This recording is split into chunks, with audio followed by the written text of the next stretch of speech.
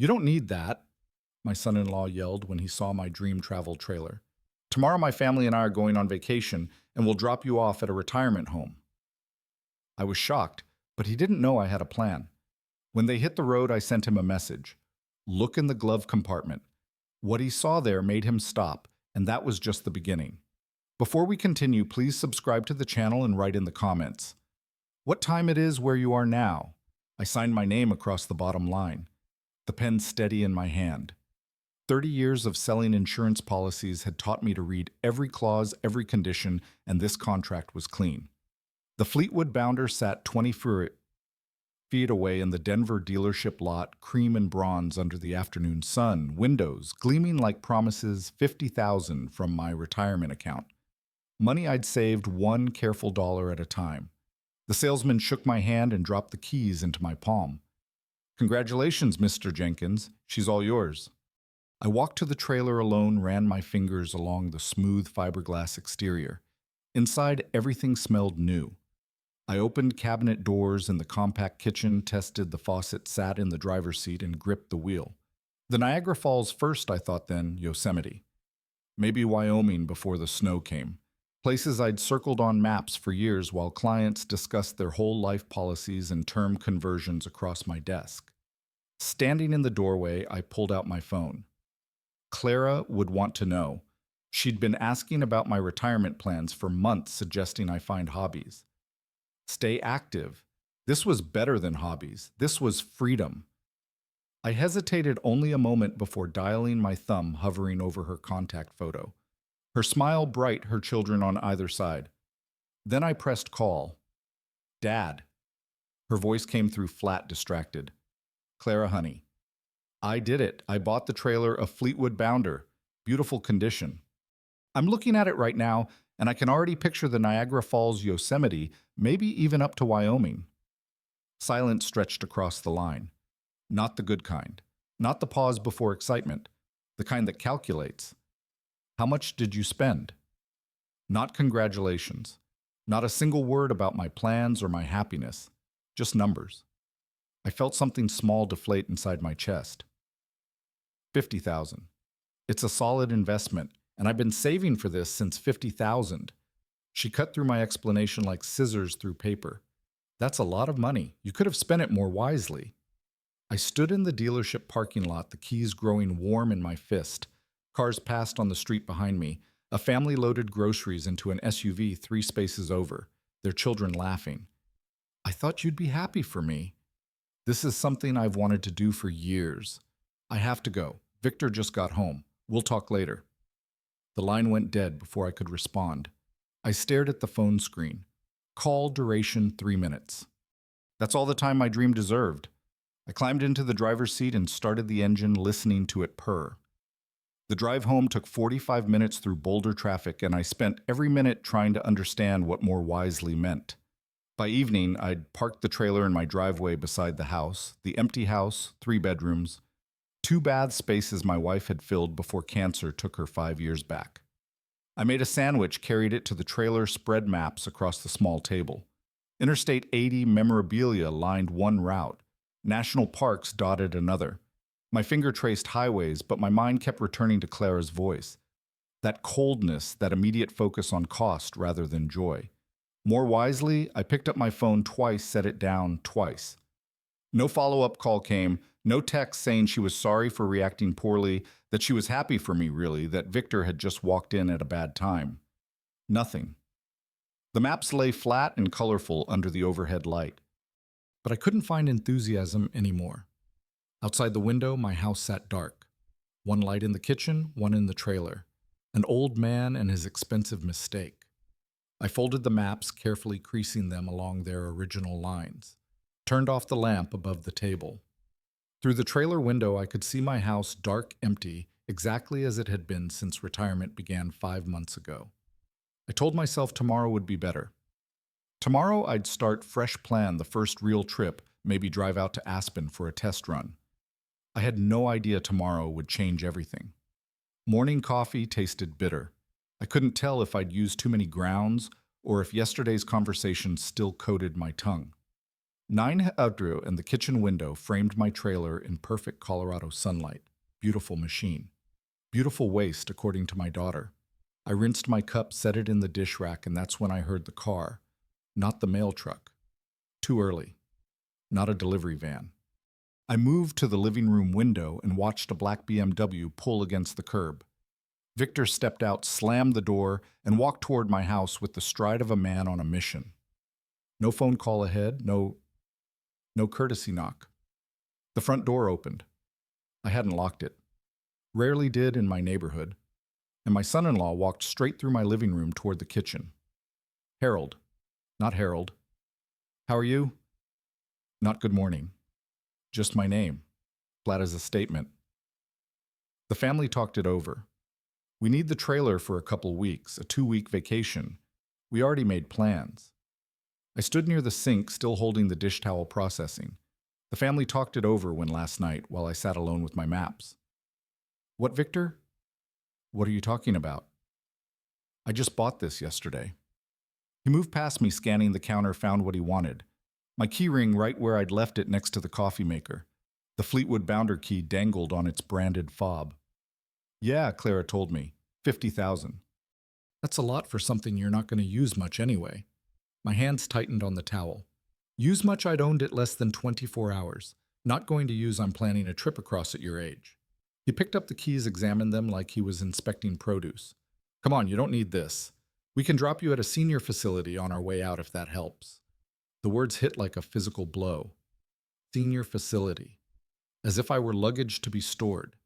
As if $50,000 of my money, my savings, my life had been spent to provide his family a vacation vehicle.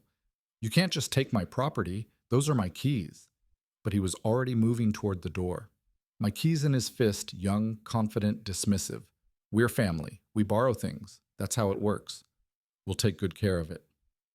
I stepped forward, reached out, but he was faster. 40 years old to my 65. He pulled open the front door, paused on the threshold to deliver his final courtesy. Thanks for understanding. We leave in the morning. Then he was gone down the walkway into the BMW. The engine started smooth and expensive. I stood in my doorway watching him drive away, my arm still extended like I might somehow pull him back, pull my keys back, pull my dignity back from wherever it had just been thrown. The BMW turned the corner, disappeared. I stood there another full minute before my legs remembered how to move. I walked back inside, closed the door, locked. It this time stood in my kitchen where Victor had stood, where he'd walked in without real permission and taken what he wanted. The family talked it over. Clara's coldness yesterday suddenly made perfect sense. She hadn't been disappointed in my purchase. She'd been calculating its value, measuring how they could use it. And that comment, you could have spent it more wisely. That meant she'd already decided the money should have gone somewhere else, probably to her. I walked to my bedroom, moving on autopilot, opened the top drawer of my dresser, where I kept important documents, spare batteries, old watches, and there on a small metal ring, the spare key set. The dealership had given me 2. Always have a backup, I'd learned in insurance. Always prepare for loss. I lifted the keys, felt their weight. Victor thought he'd won, thought I'd accepted it, thought the old man would shuffle back to his empty house and let them take his dream for a 2 vacation. 30 years in insurance had taught me patience. It had taught me to read people, to spot liars, to document everything. It had taught me that contracts work both ways, that assumptions are dangerous, and that the person you underestimate is often the one who destroys you. I sat down at my desk, the spare keys cold against my palm. Through the window, I could see the trailer still in my driveway, waiting, still mine, still full of maps and possibilities. Victor would come back tomorrow morning expecting it ready, expecting me compliant. He'd knock on my door, or maybe just walk in again, and he'd find out exactly how wrong he was about old men in senior facilities and borrowing things. I pulled out my phone and opened my contacts. I had calls to make. The spare keys sat on my desk while I pulled files from the cabinet. Insurance policies mined the house, the trailer property. Deeds, investment statements, my will dated 4 years back when I'd updated it after my wife passed. Everything to Clara. Everything I'd worked for, saved, protected. I spread the documents across the desk surface and began reading. An insurance agent learns to think in contingencies. What if this happens? What coverage applies? What's the client's exposure? I applied that same analysis now, but the risk I was calculating had nothing to do with premiums or liability limits. The risk was my daughter and her husband believing they could humiliate me without consequence.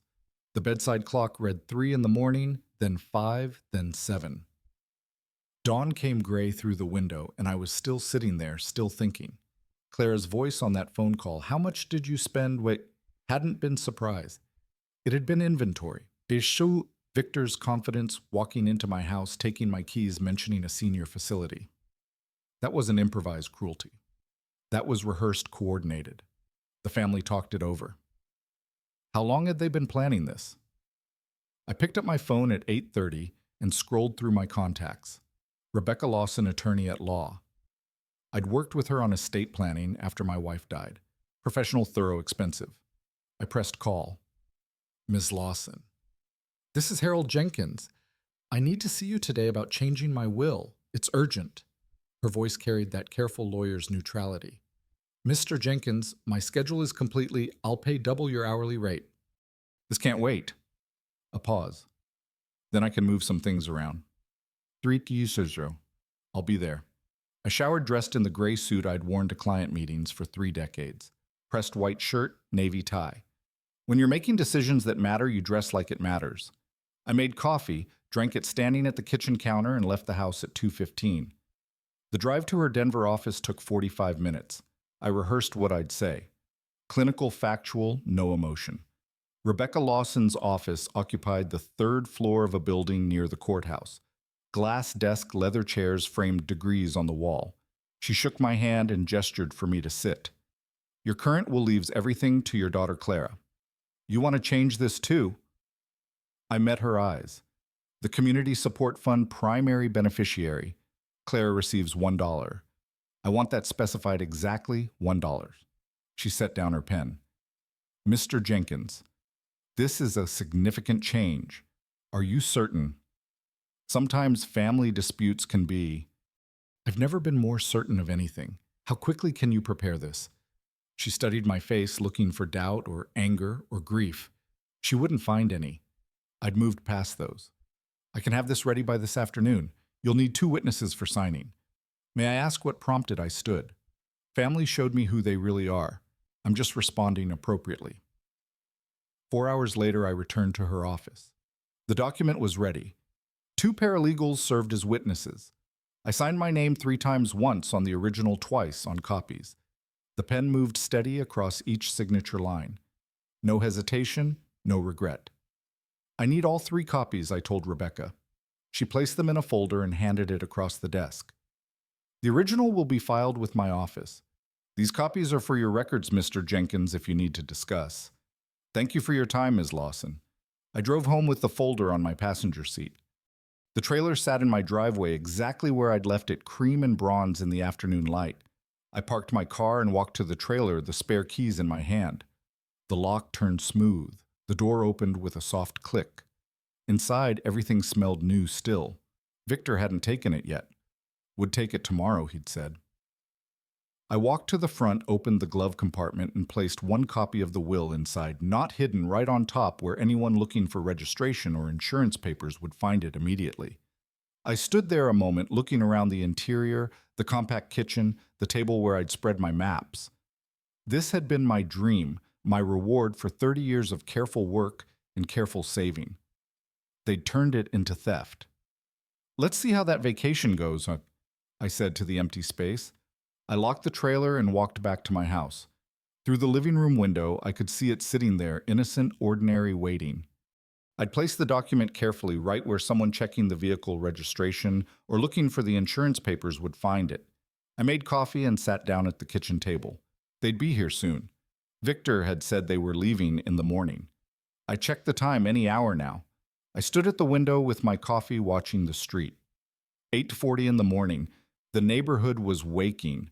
Garage doors opening, cars backing out, people heading to work. Normal Tuesday, normal lives. Mine had stopped being normal the moment Victor walked through my door yesterday. The black BMW appeared at 9:15, followed by a silver SUV. Both vehicles pulled into my driveway. Doors open. Victor stepped out first, then Clara from the passenger side. Two children climbed from the back. Sophie, 11 years old, with her mother's face, and Oliver, 8, carrying a stuffed animal. My grandchildren. I'd sent them birthday cards, Christmas presents. They barely knew me. I watched them begin loading the trailer suitcases, coolers, beach chairs, and inflatable raft. They moved with the easy efficiency of a family on vacation, excited, anticipating adventure. Nobody knocked on my door. Nobody glanced at my window. I might as well have been invisible. Victor unlocked the trailer with the keys he'd taken from my counter. He climbed inside first, checking things, then emerged and waved the family forward. They loaded supplies through the open door, stuffing storage compartments, arranging their belongings in my space. Then Victor turned toward my house. He cupped his hands around his mouth and called out loud enough for the neighborhood to hear. "Thanks for the trailer, Harold. We'll take real good care of it. Might even send you some postcards." Clara touched his arm. "Victor, just let's go." He laughed. "What?" "He can't hear us anyway. Probably sulking inside." Sophie tugged at her father's shirt. "Dad, can we stop at the Niagara Falls?" Oliver jumped up and down. "I want to see the ocean." Victor crouched between them, expansive, generous. "We'll see everything, kids. 2 whole weeks of adventure." They climbed into the trailer, Victor in the driver's seat, Clara beside him, children in the back. The engine started.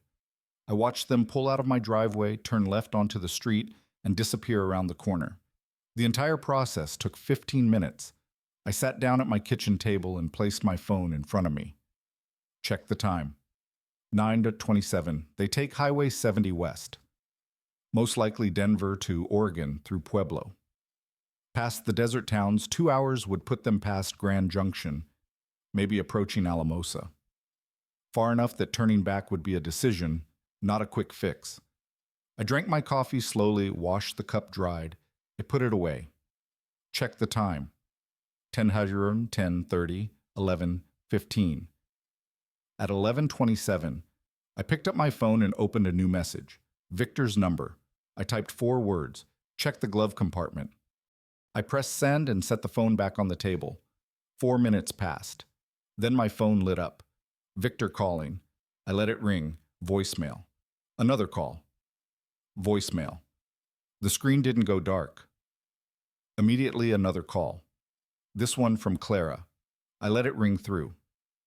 By 11:45, I had 70 missed calls from Victor, 30 from Clara, multiple voicemails.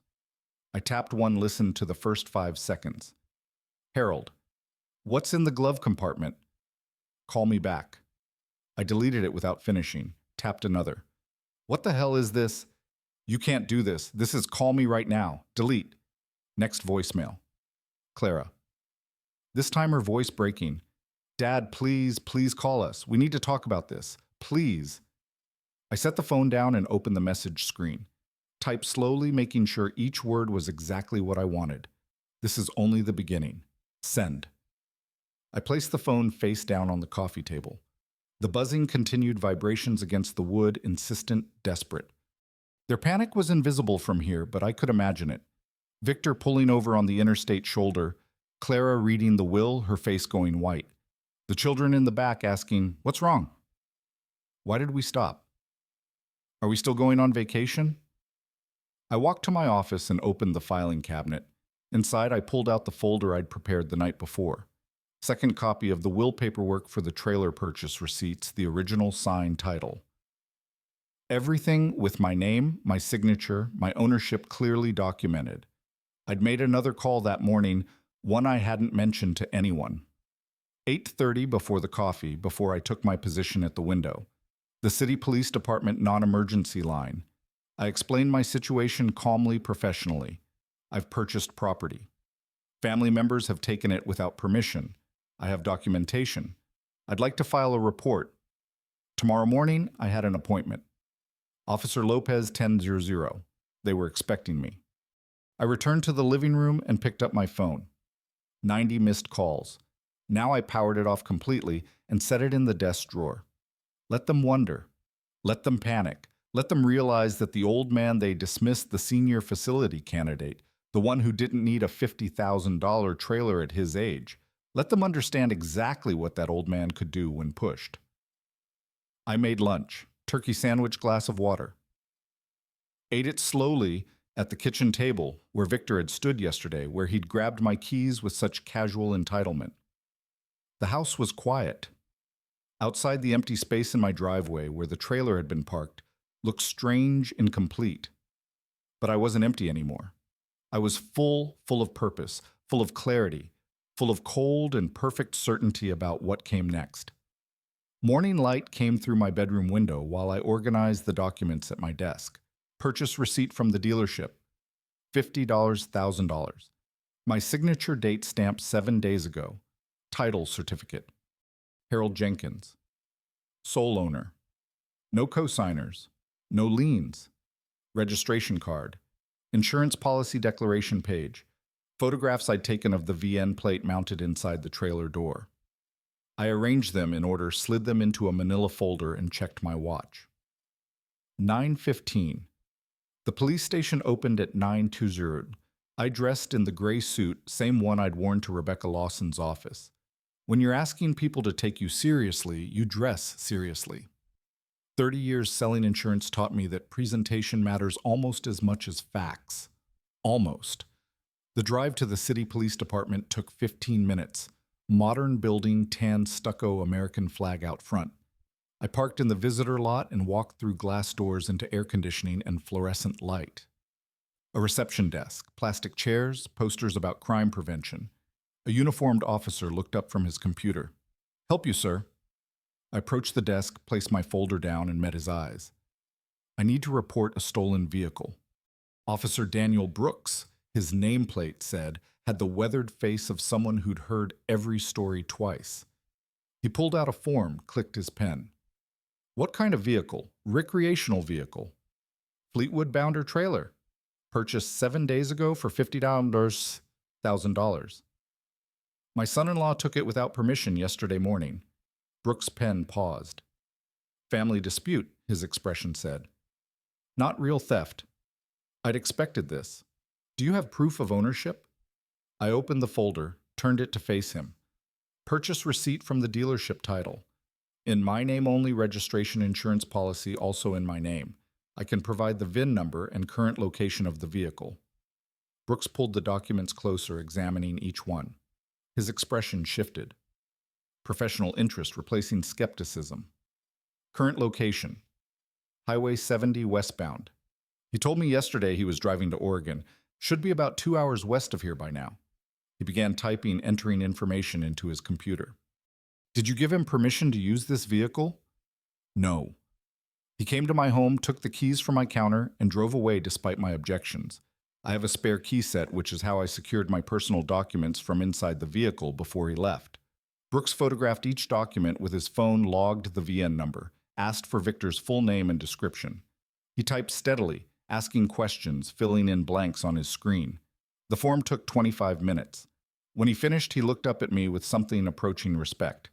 "Mr. Jenkins, based on the documentation you've provided, this qualifies as unauthorized use of a motor vehicle. Given the value, it's a felony offense. I'll enter this into the system immediately. State Highway Patrol will locate the vehicle and make contact with the operator." "What happens then?" "They'll inform him of the theft report and give him options. Return the vehicle to you immediately or face arrest for grand theft auto." I thanked him and left. Simple as that. Documentation procedure law, 3 pillars that held up civilization. Victor had forgotten that, or maybe he'd never understood it in the first place. I drove home, made coffee, and sat by the front window. The empty space in my driveway looked less strange now. Soon it wouldn't be empty. My phone rang at 1:00. Brooks's voice professional and neutral. "Mr. Jenkins, State Patrol located your vehicle approximately 80 east west of Denver. Officers made contact with the operator. He's been informed of the theft report and is returning the vehicle to your address. Was there any trouble? Some initial resistance. Claims it's a family misunderstanding. Officers explained that the title shows one owner and you filed an official report. He understood his options." I imagined the scene. Flashing lights in the rearview mirror, 2 patrol officers approaching with hands near their weapons. Standard procedure for vehicle theft stops. Victor's confident smile evaporating when they told him why they'd stopped him. Clara crying in the passenger seat. The children confused in the back, asking why police were there, why their vacation had stopped. Thank you, Officer Brooks. They should arrive at your location in approximately 3 hours. Do you need an officer present when they return the vehicle? No, I just want my property back. I ended the call and checked my watch. 3 hours. I refilled my coffee and returned to my window seat. The afternoon sun was hot, typical for September in Colorado. Dry heat, they called it, as if that made 105 degrees more comfortable. I thought about Victor's face when the patrol officers approached. The moment he realized this wasn't just an angry old man making empty threats, this was the law. This was documentation and procedure and consequences. This was what happened when you stole $50,000 of someone else's property and thought family status made you immune. The coffee was cold when I finally saw the trailer turn onto my street. 3-0, almost exactly. Victor's BMW followed behind it, Clara driving. The trailer pulled into my driveway, lurching slightly as Victor broke too hard. The engine cut off. Nothing moved for 40 seconds. Then Victor's door opened and he stepped out. His face was red. Sun or rage, I couldn't tell. Probably both. He slammed the trailer door hard enough that I heard it through my closed window. Clara emerged from the BMW more slowly, her face blotchy and swollen. The children stayed in the back seat, pressed against the windows, watching. I stood up, walked to my front door, and stepped onto the porch. Didn't go to them. Made them come to me. My property, my driveway, my terms. Victor stormed across the concrete, stopping 12 feet away. Close enough to shout. Not close enough to touch. You humiliated us. Police stopped us on the highway like criminals in front of my kids. What kind of sick old man does this to his own family? I kept my voice level, conversational, the kind whose property was stolen. Stolen. The word came out strangled. We're family. You don't call the police on family. You took my vehicle without permission. That's theft. The police agreed. His hands clenched into fists. For a moment, I thought he might actually swing at me. Part of me almost hoped he would.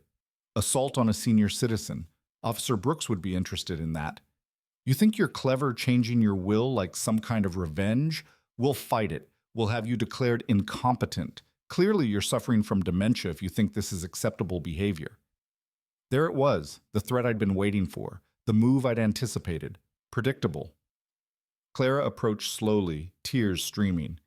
Dad, please. The kids are terrified. They don't understand why their vacation was ruined, why you're doing this to us. I looked at her directly. To us or to you, Clara? She flinched. I'm your daughter. How can you treat me this way? I treated you like family. I told you about my dream. You told your husband. He came and took it from me. So yes, Clara, this is how I treat people who do that. He's my husband. He made a mistake. Can't you forgive one mistake? Think about your grandchildren, the grandchildren. The guilt card. I'd expected that too. Victor stepped closer, voice dropping to something harder than shouting. This isn't over. You'll hear from our attorney. We're filing papers tomorrow. You're clearly not mentally competent to manage your affairs. I held out my hand, palm up, waiting. He stared at me confused. The keys, I said. His jaw worked. He wanted to refuse, wanted to throw them at my feet or into the street. But he'd learned something today, that refusing had consequences. He pulled the key ring from his pocket and dropped it into my hand. The metal was warm from his body heat. I closed my fingers around it, turned, walked to my front door. Behind me, Clara was still crying. Victor was breathing hard through his nose. The children watched through car windows. I stepped inside and closed the door. Lock engaged with a solid click. Through the window, I watched them stand there for another minute. Then Victor grabbed Clara's arm and pulled her toward the BMW. They drove away. The trailer sat in my driveway, returned, but no longer representing dreams. Now it represented something else entirely. I went to my kitchen and poured the cold coffee down the sink. Tomorrow they'd filed their petition. Tomorrow, the next phase would begin. Tonight, I had calls to make. The letter arrived at 10:30 the next morning. I was drinking coffee on my back patio when I heard the doorbell. A courier in a uniform asking me to sign for delivery. Official legal size envelope, law firm return address embossed in the corner. Harper Legal Group Attorneys at Law. I signed the electronic pad, closed the door, and opened the envelope standing in my kitchen. The paper was heavy, expensive. The language was formal. Petition for a determination of incapacity. Grounds for belief that Harold Jenkins, age 65, lacks the mental competence to manage his financial affairs. Recent erratic behavior, including estrangement from family, making impulsive purchases and initiating criminal proceedings against family members, request for court-ordered psychiatric evaluation. I read it twice slowly. They'd worked fast, consulted an attorney yesterday evening, filed this morning. Victor was nothing if not reactive. Every action of mine met with immediate counteraction, predictable, almost disappointing. I set the petition on my counter and picked up my phone, found the contact I'd saved 4 days ago before any of this had started. Rebecca Lawson's direct line. She answered on the second ring. Ms. Lawson, it's Harold Jenkins. I need to see you today. They filed an incompetency petition. A pause. Then I'll make time. Can you be here at 3? I'll be there at 2:30. I spent the morning gathering more documents, bank statements showing consistent, careful financial management investment portfolios. Balanced, appropriate for my age and risk tolerance tax returns filed on time for 30 years. Performance reviews from my insurance career, character references from former colleagues, medical records from my annual physical 2 months ago. Blood pressure, normal cholesterol managed, cognitive function tested and recorded. As excellent. By 2:00, I had 3 folders prepared. Evidence of competence. Evidence of sound judgment. Evidence of a man who'd lived his entire life making careful, rational decisions. One impulsive purchase, a trailer bought with my own money, didn't erase that history. Rebecca Lawson's office felt cooler than I remembered, or maybe I was just tired. She gestured to the chair across from her desk, read through the petition while I waited. Her face revealed nothing. This is aggressive, she said finally. Usually incompetency petitions involve genuine cognitive decline, medical evidence, family reports of confusion, dangerous behavior. This is, she tapped the paper, retaliatory. Can they win? Do you want the legal answer or the practical answer? Both. Legally, they have to prove you lack capacity to manage your affairs. Given your documentation, medical records, and the obvious retaliatory nature of this filing, they'll lose. Practically, it will be expensive, time-consuming, and emotionally exhausting, which might be the point. They're trying to punish you for not letting them have what they wanted. I'd known that already. How do we respond? We file a counter motion. We present your medical records, financial history, and character witnesses. We argue this is a frivolous petition filed in bad faith, and she leaned forward. We go on offense.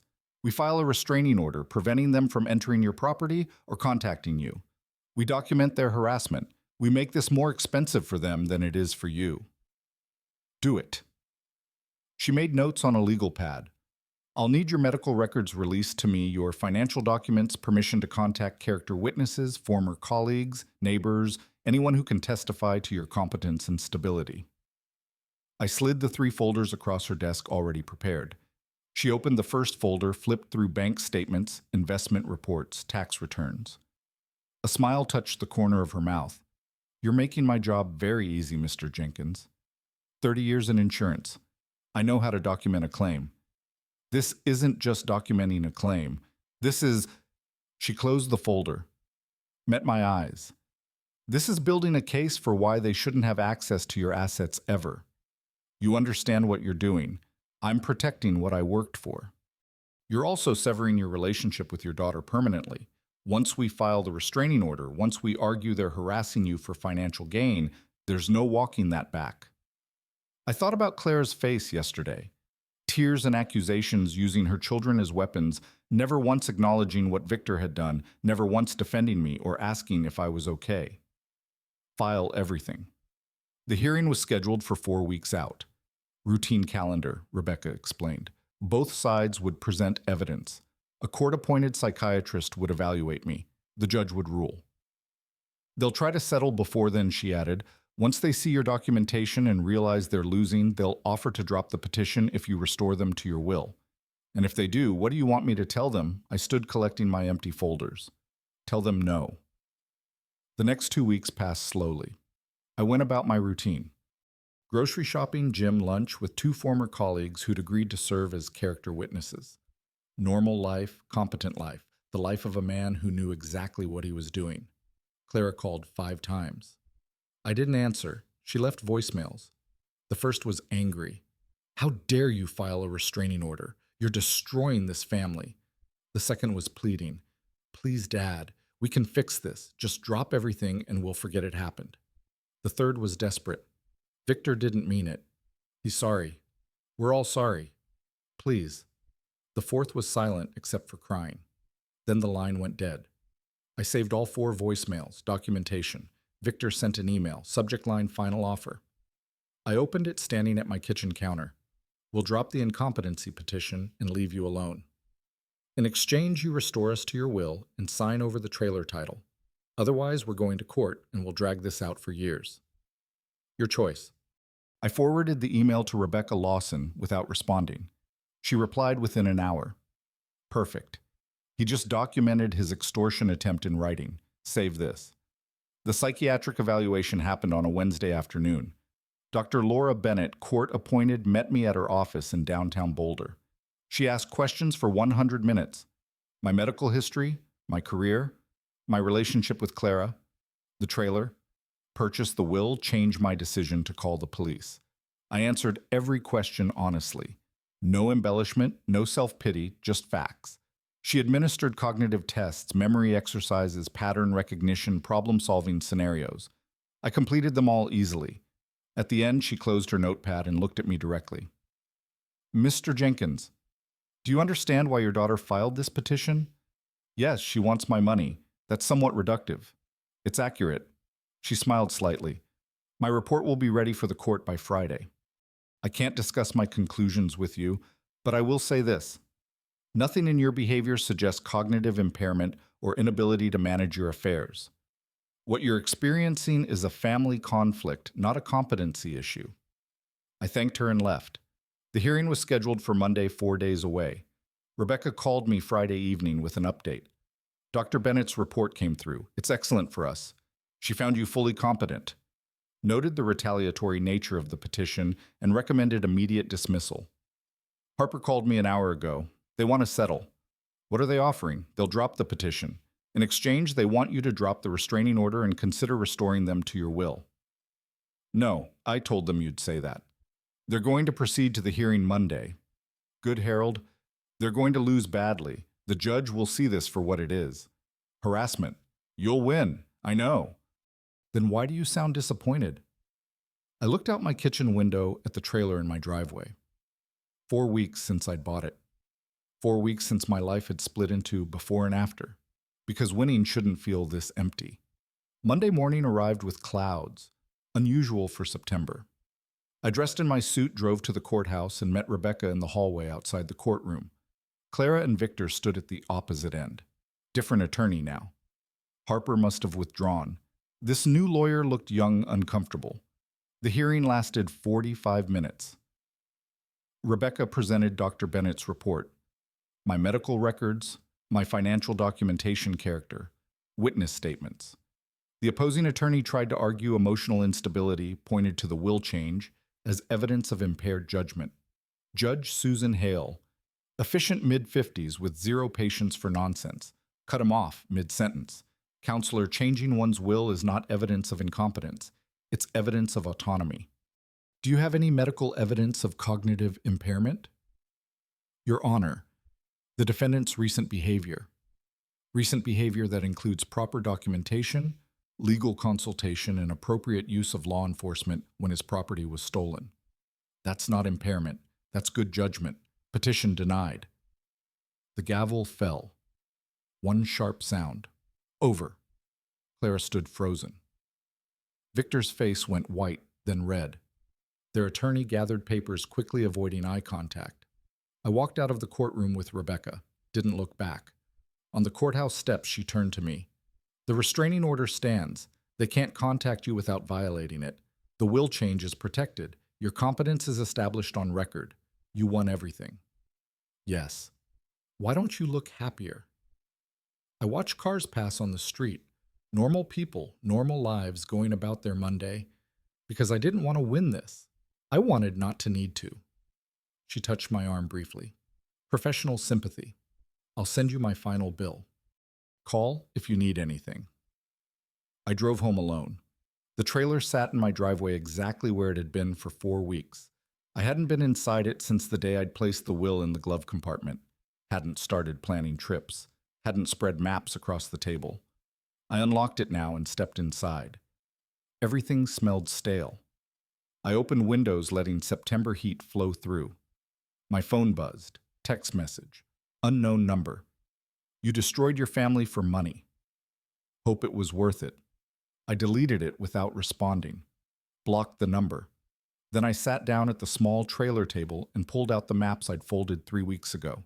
Niagara Falls, Yosemite, Wyoming. All the places I'd wanted to see. I traced the routes with my finger, but something had changed. The excitement was gone. The anticipation was gone. What remained was just colored paper and highway lines. I folded the maps and put them away.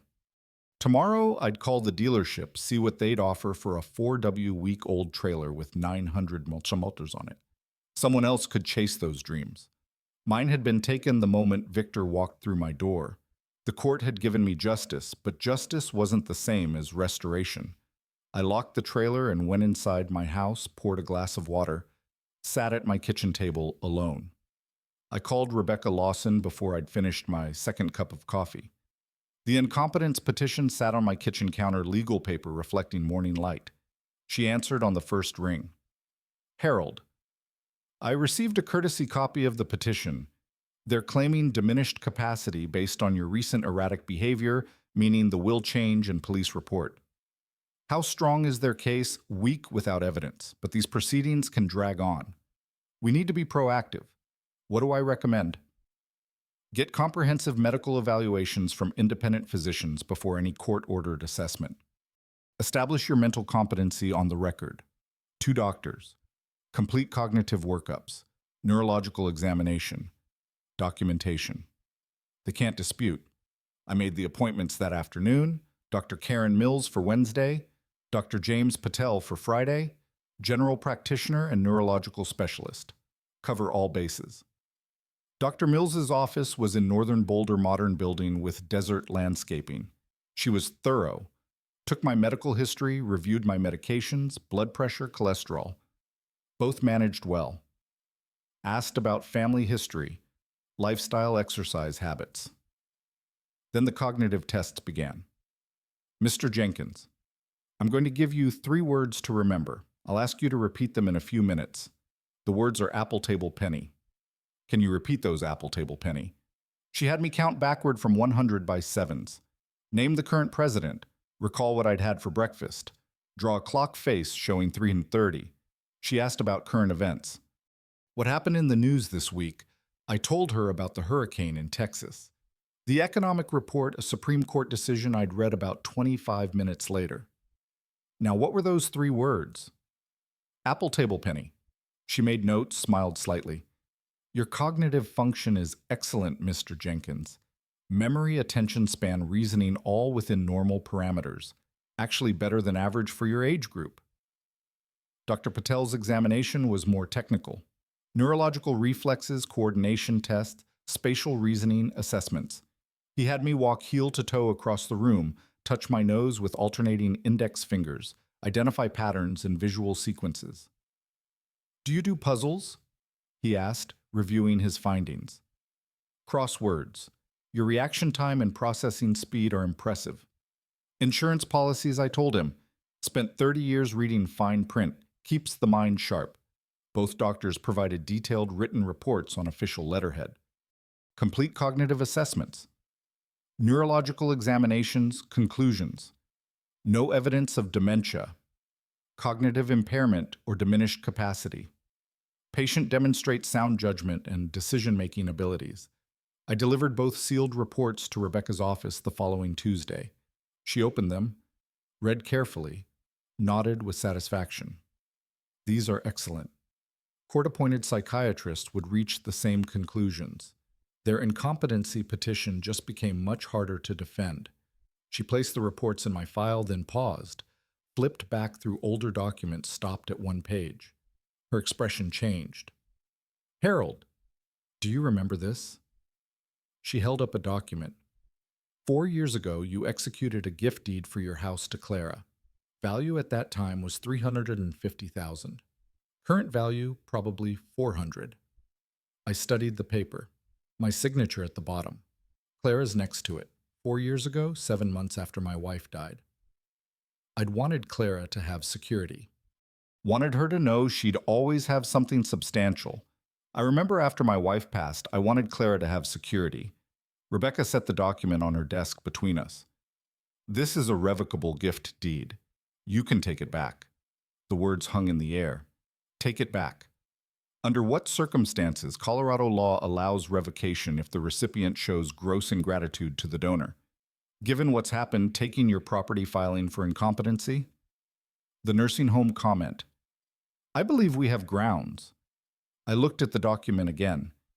The house, the place my wife and I had lived for 25 years. The place I'd raised Clara. The same house where Victor had walked in and taken my keys. Where he'd suggested a senior facility. She doesn't know the house is technically hers. She thinks it's still mine. Part of the future inheritance, which means revoking it, becomes... Rebecca paused, choosing her words carefully. Educational. I sat back in my chair. The gift deed created out of love, signed in grief, intended to protect. Now it could be revoked legally justifiably. What else is in my file? I asked quietly. Rebecca pulled out another folder. Life insurance policies, 3 of them. Total death benefit, $300,000. Beneficiary on all 3 is Clara. Yes. We looked at each other across her desk. The gift deed lay between us, slightly yellowed with age, my signature clear at the bottom. I remembered signing it, remembered thinking I was protecting her, making sure she'd have something substantial when I was gone, now that protection had become a weapon. Rebecca pulled a legal pad toward her and uncapped a pen. If we're going to revoke this gift, we need to document the ingratitude thoroughly. The trailer incident, the police involvement, the incompetency petition, all evidence. We'll also need to review your other assets, she looked up. Life insurance policies, retirement accounts. Who's listed as beneficiary. I felt something shift inside me. Not anger anymore, something colder, something more permanent. Clara, I said on everything. Rebecca's pen moved across the paper. Not for long. Rebecca spent the next hour drafting documents. Her fingers moved across the keyboard steadily, occasionally pausing to reference Colorado statute books stacked on her credenza. I sat across from her, providing dates, details, specific incidents. I'm citing 4 specific instances of gross ingratitude, she said, typing. First, unauthorized removal of your property valued at $50,000. Second, involvement of law enforcement in a family matter causing public humiliation. Third, the nursing home comment. On record, Victor said it in front of me in my own house. Yes. And fourth, the filing of a frivolous incompetency petition, despite documented medical evidence to the contrary. She stopped typing, reviewed what she'd written. This is airtight, Harold. Any judge would uphold the revocation. She printed the document, handed it to me. Official legal language revocation of gift deed citing Colorado, revised statutes, documenting each instance of ingratitude with dates, witnesses, police report numbers, clinical, factual, devastating. The house at 5678 Pine Grove Avenue, I read aloud. Current assessed value, $400,000. She'll receive this via certified mail, along with legal citations explaining her right to contest, which will fail given the evidence. Rebecca pulled out 3 more forms. Life insurance beneficiary change documents. 3 separate companies, 3 separate policies. 25 years of premium payments. These 3 policies' total death benefit is $300,000. Correct. Currently, Clara is listed as primary beneficiary on all 3. We're changing that to the Community Support Fund, same as your will. I read through each form carefully. My insurance agent training made me thorough with paperwork. Each form required signature date, new beneficiary information. I signed the first one, then the second, then the third. Each signature felt final permanent. She'll receive notification. Each insurance company will send confirmation. She'll know exactly what she's lost. Rebecca's assistant came in, collected the documents prepared. Certified mail envelopes. 1 for the gift deed, revocation. 3 for the insurance confirmations. Affixed tracking stickers documented everything bureaucratic but essential proof of delivery. Rebecca paused before sealing the envelope containing the gift deed revocation. Harold. I need to ask, are you certain about this? Once we send these letters, there's no easy path back. Your relationship with your daughter, I cut her off, firm but not angry.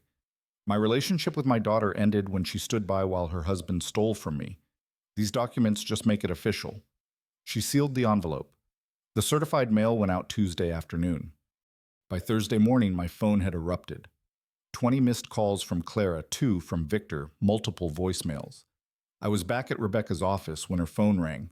She glanced at the caller ID, put it on speaker. Yes, this is Rebecca Lawson. Yes, I represent Mr. Jenkins.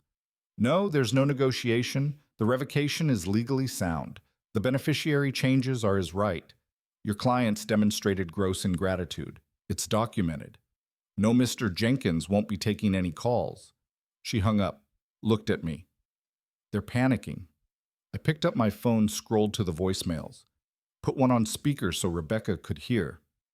Victor's voice filled her office, furious, threatening. You're making a huge mistake, old man. You think you can take back the house. We'll tie you up in court for years. You'll be dead before this is settled, and we're not backing down on the incompetency hearing. Everyone will see what a vindictive senile I stopped playback. Save that Rebecca said, making notes. Add it to the evidence file. Threatening language toward elderly family member. This helps our case. Clara's voicemails were different. Not threatening, pleading, crying. The first 3 were incoherent, just sobbing in fragments of sentences. The 4th was clearer. Dad, please, I need to talk to you. Just me, not Victor. Please, I'm coming over tomorrow morning. Please be home. I checked the timestamp, 25 minutes ago. Tomorrow morning, Friday, I left Rebecca's office with copies of everything. The revocation notice, the insurance beneficiary changes, Victor's threatening voicemail transcribed and documented. The Colorado sun hit me as I stepped into the parking lot. Hot, relentless. October in Denver felt like punishment. I sat in my car without starting the engine, looked at my phone again. 20 missed calls total now, all but 2 from Clara's number. What could she possibly say? That she was sorry, that Victor made her do it, that she'd had no choice. Everyone had choices. She'd made hers, but curiosity won. I scrolled back to her last voicemail. The one about coming over tomorrow, listened again to the desperation in her voice. Just me, not Victor. Separate from him. That was new. I started the car and pulled out of the parking lot. The drive home took 35 minutes through afternoon traffic. I spent it thinking about what she might say, what I might say back. Nothing, probably. There wasn't much left to say, but I'd be home tomorrow morning. If she wanted to talk, I'd listen once. My phone buzzed with a text message as I pulled into my driveway. Clara, I'm sorry. I'm so sorry. Please let me explain tomorrow. Just give me 35 minutes. Please, Dad. I read it twice, then I turned off my phone and went inside. The house was quiet, empty. The trailer sat in the driveway, still unused. 4 weeks since I'd bought it. 4 weeks since everything had fallen apart. I made dinner, grilled chicken salad rice, ate alone at my kitchen table, washed the dishes, dried them, put them away. Tomorrow Clara would come. She'd apologize or explain or beg. It wouldn't matter. The documents were filed. The certified mail was delivered. The gift deed was revoked. The insurance beneficiaries were changed. All legal, all documented, all final. I went to bed early, but didn't sleep. Lay in the dark thinking about 3-year-old signatures on gift deeds, about protection and betrayal, about the difference between being a father and being someone's insurance policy. My phone was still off. Let her wonder if I'd read the text. Let her worry I wouldn't be home. I'd be home. I'd listen to whatever she had to say, and then she'd leave and it would be over. I was at my kitchen window when Clara's car pulled into the driveway. 10:30. Friday morning, alone. No Victor in the passenger seat. That was significant. I opened the door before she knocked. She'd been crying. Her eyes were swollen, mascara smudged. Her hand shook as she stood on my porch. Dad, please, can we just talk? Just the two of us. I stepped aside, gestured toward the living room. You wanted to talk. I'm listening.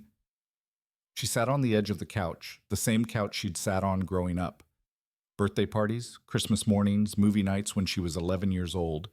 The memories hung in the room like ghosts. I never wanted any of this. The trailer, the police, the legal fights. This isn't what I wanted. I sat in the chair across from her, not beside her. Distance mattered. Then what did you want, Clara? Her voice broke. Victor pushed for everything. The trailer was his idea. Filing the incompetency petition was his idea. I just went along because he's my husband and I didn't know how to stop it. You didn't know how to say no to him, but you knew how to say nothing when he humiliated me. She looked down at her hands, twisted her wedding ring. I'm sorry. For what, specifically? For all of it. For not standing up to him. For letting things get this far. I leaned forward, asked the question I'd been holding since that morning in my driveway that day, when he took my keys, when he suggested dropping me at a nursing home like I was trash to be discarded. You were there. Why didn't you defend me? Long silence. She stared at her lap. 40 seconds passed. 50. I don't know. I should have. I'm sorry. You do know. You chose him over me. You're just not willing to say it out loud. Her tears came harder. I love you, Dad. I do. But he's my husband. I have to live with him. I have to. You have to choose. That's what you're saying. You chose him then. You're choosing him now. It's not that simple. It is that simple. I stood, walked to the window, looked out at the trailer in my driveway. I'll stop everything. The gift deed revocation. The insurance changes all of it. The house becomes yours again. The inheritance stays intact. One condition. Hope flickered across her face. Anything. What file for divorce? Remove Victor from your life. Choose your father over your husband.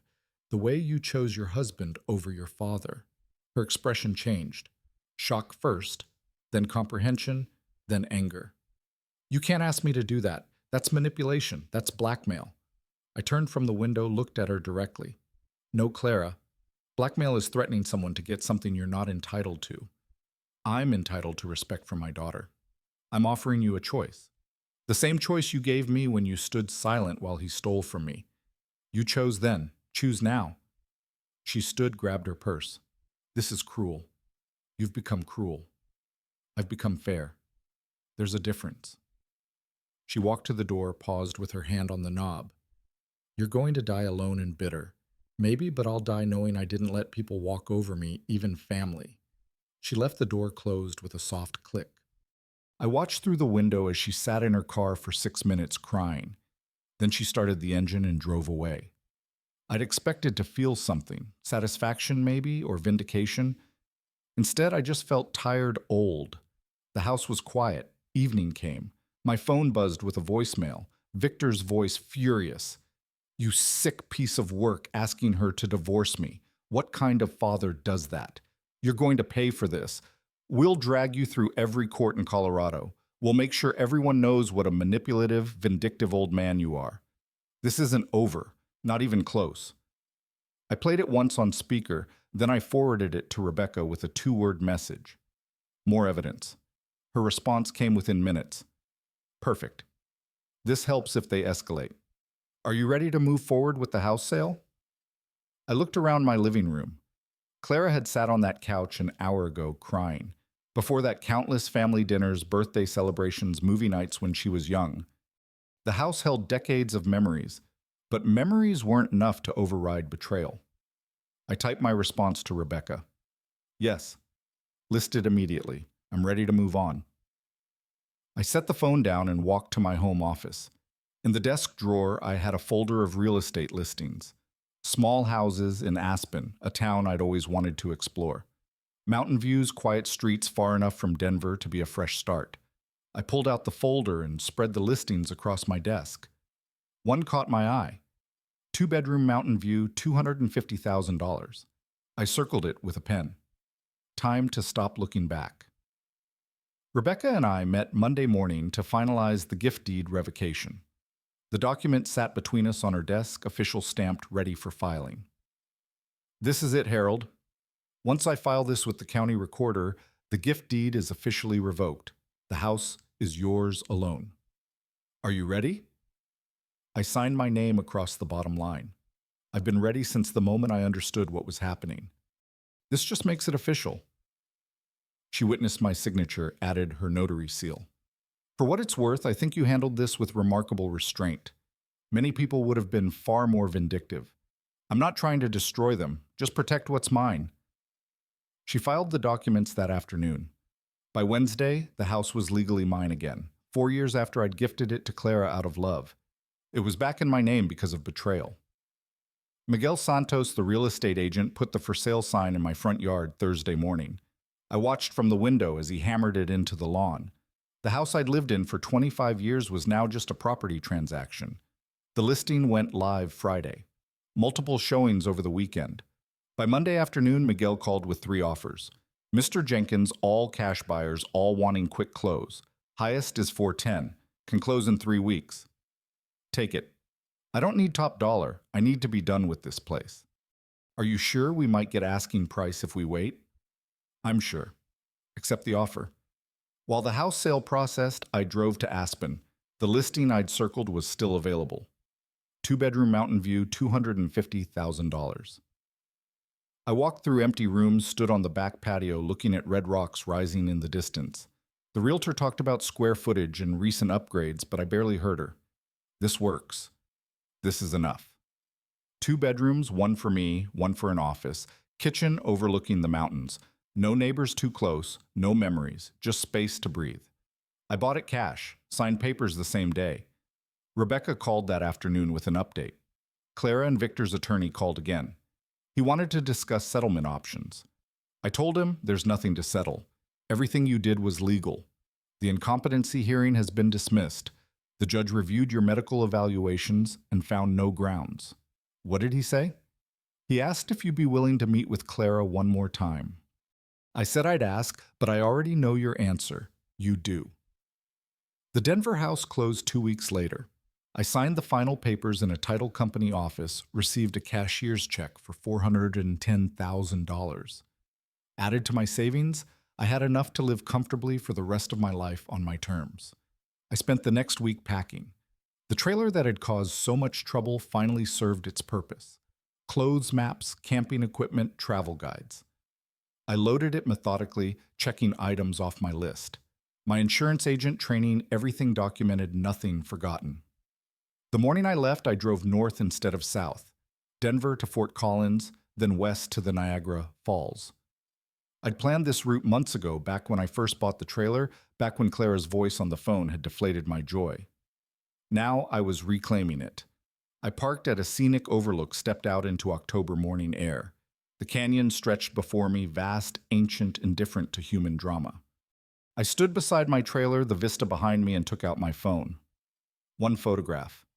Me and the Fleetwood bounder with the Niagara Falls in the background. I typed a caption. Turns out I did need this after all. Sent it to Clara. Then I put my phone on airplane mode and climbed back into the trailer. I didn't wait for a response. Didn't need one. Whatever she felt about that photo, anger, regret, bitterness, it didn't matter anymore. She'd made her choices. I'd made mine. The highway stretched west from the canyon, empty and open. I had no schedule, no deadline. Zion Park tomorrow, maybe. Bryce Canyon next week. Eventually Yosemite, if the weather held. My phone sat silent in the cup holder.